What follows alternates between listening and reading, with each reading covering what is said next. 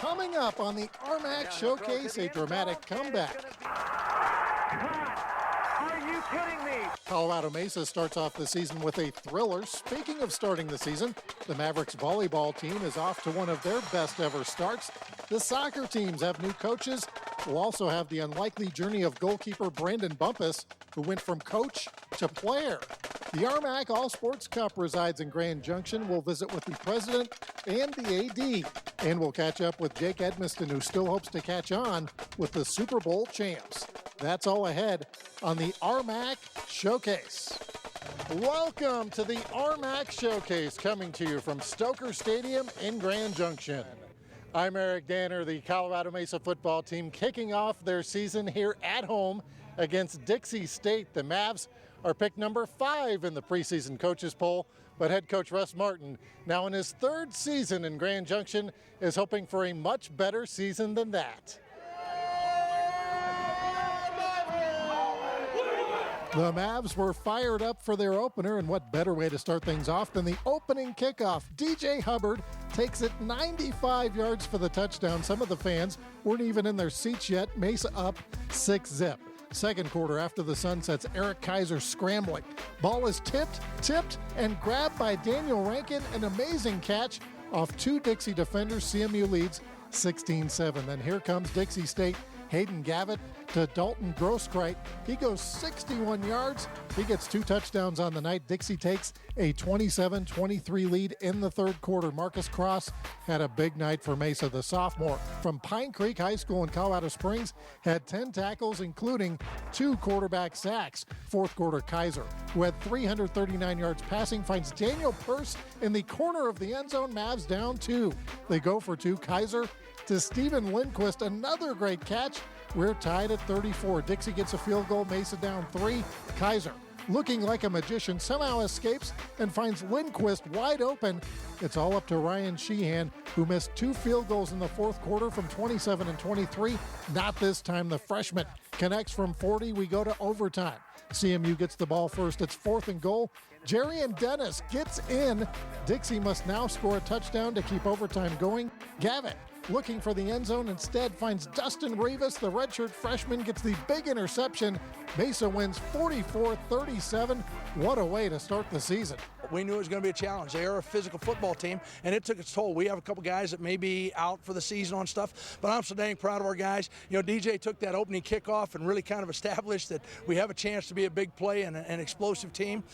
You know, Dustin Rivas right down the end. I mean, there's a redshirt freshman, has a phenomenal interception to end the game. And as you said, in between, it was up and down. Both teams had opportunities. Both teams did some great things on offense, some defense, and yet the other one would answer. And I'm just so proud of our guys tonight. It was just a great start to the season. Mesa has to replace All-America linebacker Jake Edmiston. Last year, Edmiston set a new NCAA Division II record with 177 tackles. Now he's back as an assistant coach, but he hasn't given up on his NFL dream.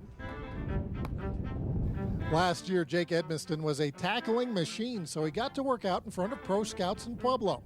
While he did make an impression, it's another skill that he's attempting to perfect that might land him a job in the NFL.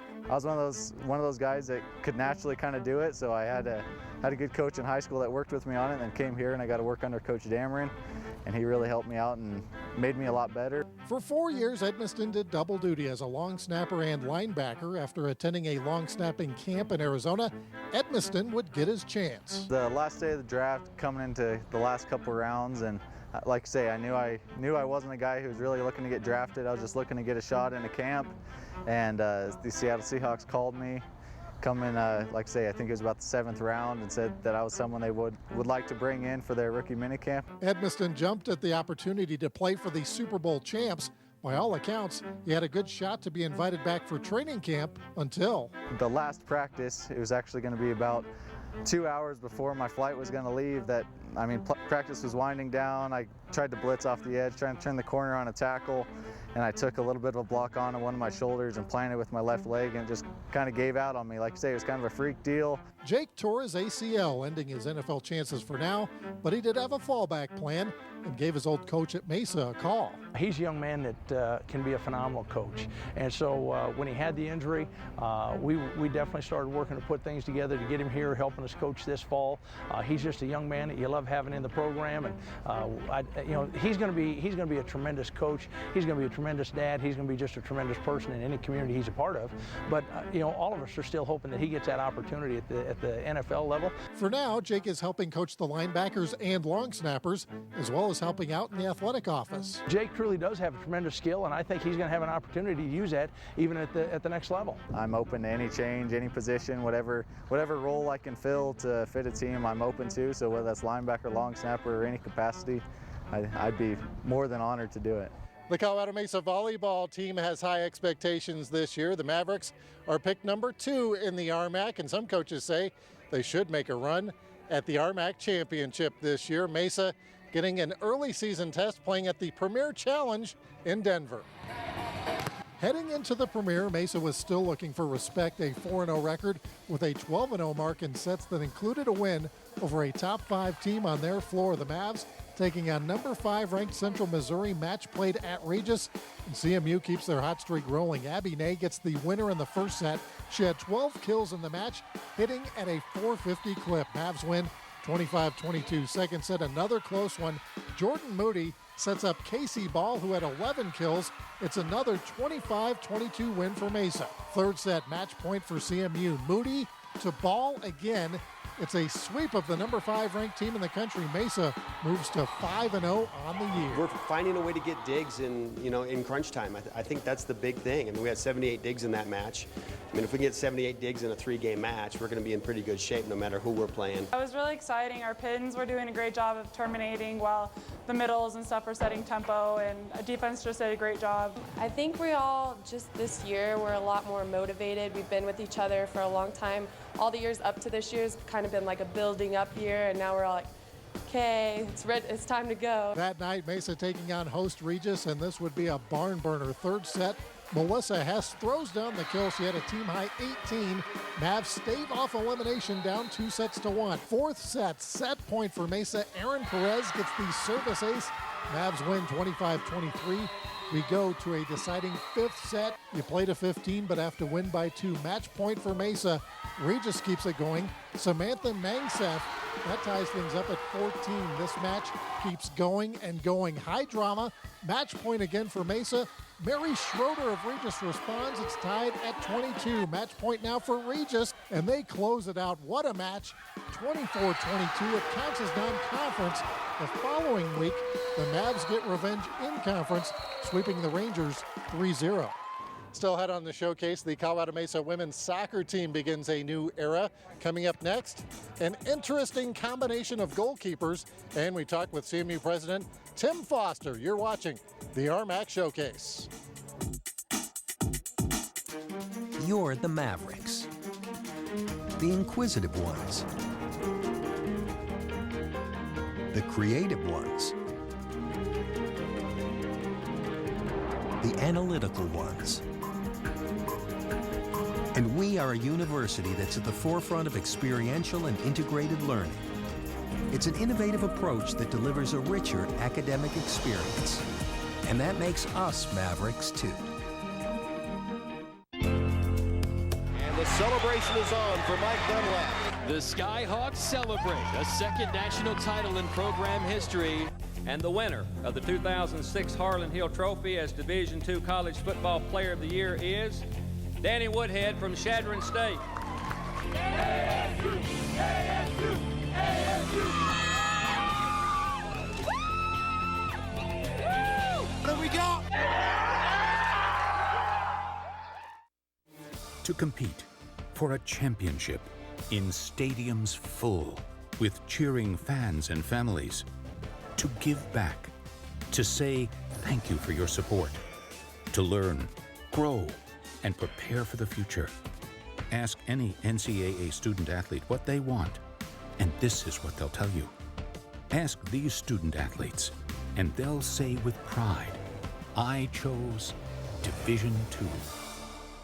Living Beyond Breast Cancer is a lifeline for so many people. It's more than a community. It is a family. There's always a hug. Your friends for life. When I needed guidance and I needed support, Living Beyond Breast Cancer was there. Last year, 5 Hour Energy raised over $340,000 for Living Beyond Breast Cancer. Purchase this specially marked bottle now through December 31st. And a portion of the proceeds will help breast cancer survivors live beyond their diagnosis.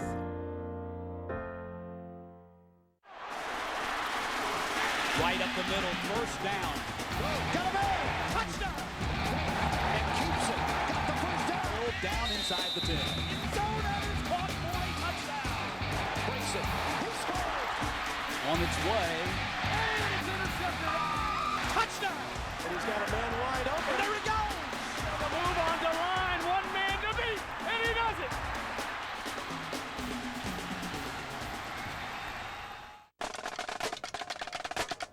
Welcome back to the RMAC Showcase. The Todd Padgett era at Colorado Mesa got underway against St. Edwards from Texas. Nice crowd on a pleasant evening. No score until the second half when redshirt sophomore Roy Abergale puts the Mavericks on the board with a free kick.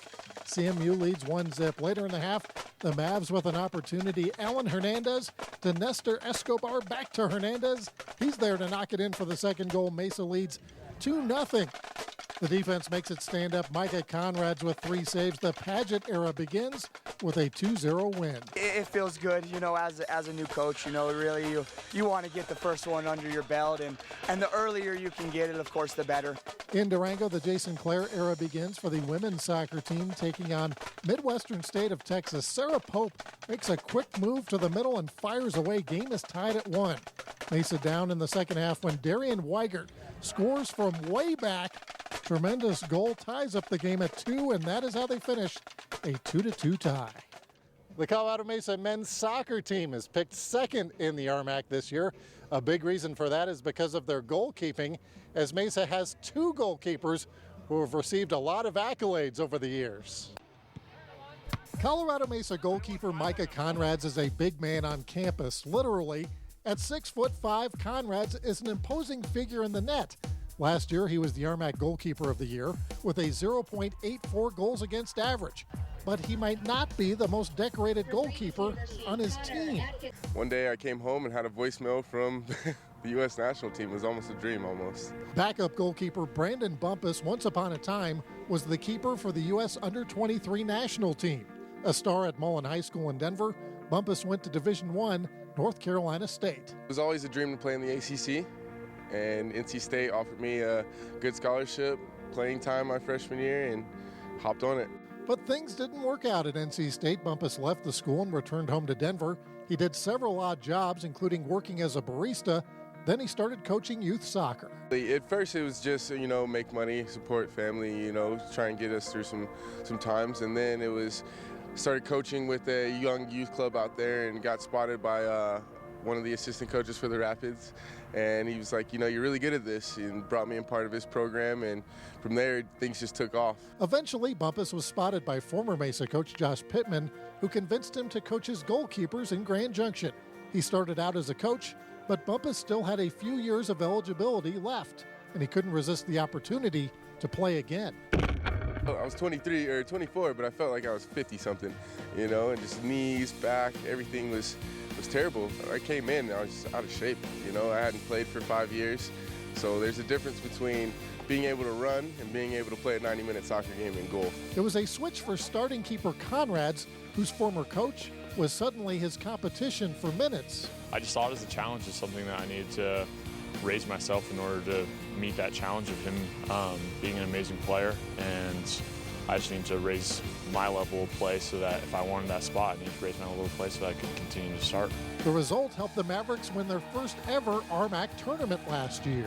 I'm pushing him to be better, and he's pushing me to be better. You know, of course I'm a little upset that, you know, I don't get to play, but that's my priority because I've got to beat this big guy out. And even now with being a player, we still challenge each other. Stuff that he's taught me about have your technique and your body position a certain way. I'll watch him and he's not doing it, so then I can get back into him with stuff that he taught me. When you have a common goal, you have no choice but to be friends and do whatever it takes to achieve that goal. The campus here at Colorado Mesa is booming. The student enrollment is nearing 10,000. The president here is Tim Foster, and he sees the future even getting brighter. Back in 2006, the enrollment at Colorado Mesa was around 4,000. Now it's more than double that number. We've grown substantially, which is good for us. It makes a good campus dynamic. It makes for better academic programs. It allows us to be a little deeper. You know, it's got a lot of attributes to it. Tim Foster is in his 11th year as president at Mesa. He says there are plenty of reasons for the enrollment boom at CMU. We all think it's a very high-quality approach to education. And then we try to keep our costs low. We manage fairly tightly and try